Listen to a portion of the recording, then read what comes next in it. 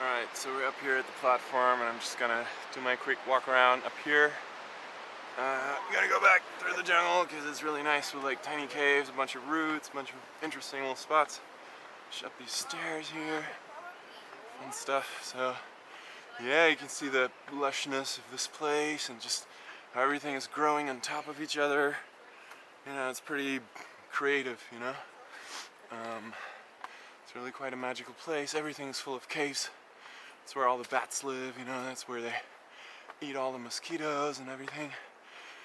And actually gonna have to keep it under 3 minutes for real, because I forget to delete some of the other footage, and it's all a little full. Got out of breath. It's like a really long walk up here.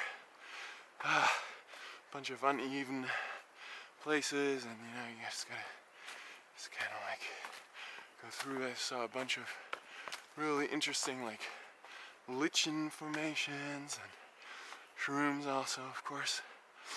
You see here these rocks with like roots coming out of them, and you know, these huge freaking trees just hugging the rocks. Something that I always liked. When things grow in these unlikely places and they thrive in the unlikely places.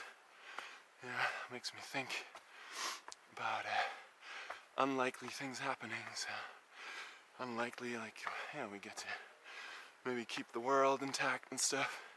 It's pretty unlikely, but not quite so unlikely as something as beautiful as this just forming over the eons. And wow, I mean, this life, this lushness, it's really quite something.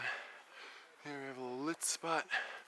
I could probably walk down there if I had a little more footage memory left, but since I don't, might as well keep my walk through to the 3 minutes that we have still on the chip. And you get people hanging out here, travelers from all over the place, and a lot of Israelis, obviously. Yeah, man. Gotta take these steps now. Hope I don't fall, since I got my view blocked. Oh man.